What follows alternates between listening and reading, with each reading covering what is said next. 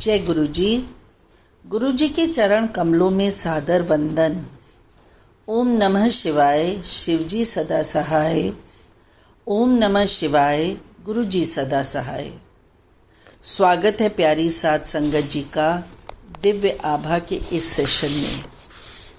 गुरु जी के निर्देशों पर आधारित ग्रंथ है द लाइट ऑफ डिविनिटी, जिसका हिंदी अनुवाद दिव्य आभा नाम की पुस्तक के रूप में प्रसिद्ध है।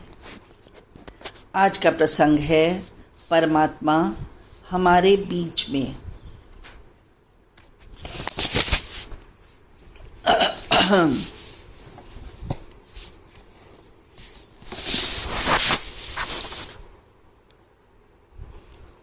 एक समय था जब मंदिर, तीर्थ स्थल, मूर्ति पूजा, रीति रिवाज और ज्योतिष, शुभ अशुभ लक्षण आदि सब बातें अत्यंत महत्वपूर्ण लगती थी।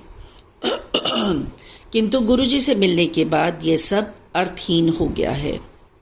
अपने अनुभवों का वर्णन करने से पूर्व मैं सबको बताना चाहती हूँ कि गुरुजी के यहाँ होने से हम सब कितने अनुग्रहित हैं।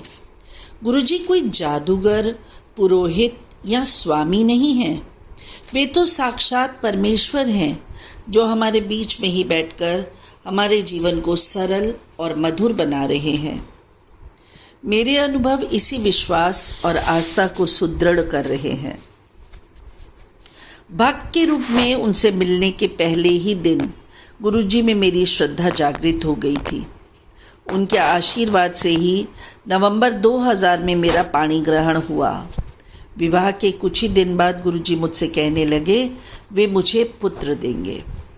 गुरुजी की इस पुनरोक्ति एक मुंडा लल्ला पर मेरे पति और मैंने कभी अधिक ध्यान नहीं दिया, किंतु नवंबर 2000 से जुलाई 2003 तक वे यही बात दोहराते रहे।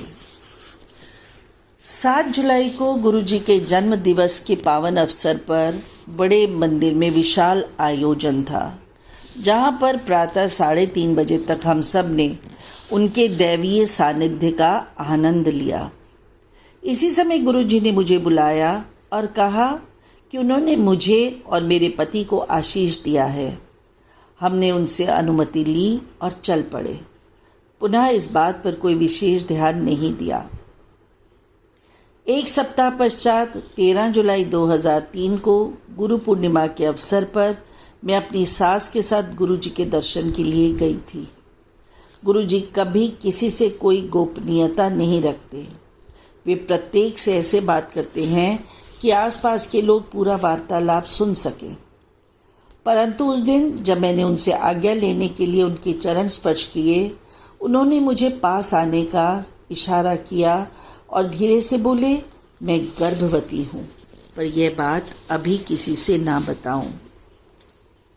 किंतु मैंने इस कथन की अवहेलना की। मैंने यह समाचार अपने पति को दिया। उन्होंने इसे अनसुना कर दिया और बोले, मैं गुरुजी पर कुछ अधिक ही विश्वास करती हूँ। तत्पश्चात गर्भ परीक्षण का निर्णय आने तक मैंने प्रतीक्षा की। 1 अगस्त को मेरे गर्भवती होने का परिणाम आया और गुरुजी की बात सत्य सिद्ध हुई। विचारणीय है कि मनुष्य होने के कारण हम अपना संयम खो बैठते हैं और स्वयं अपनी नज़रों में गिर जाते हैं।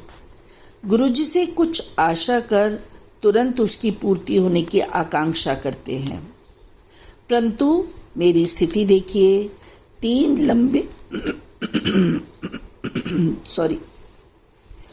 लंबे वर्षों तक गुरुजी मुझे संतान सुख का आशीष दोहराते रहे।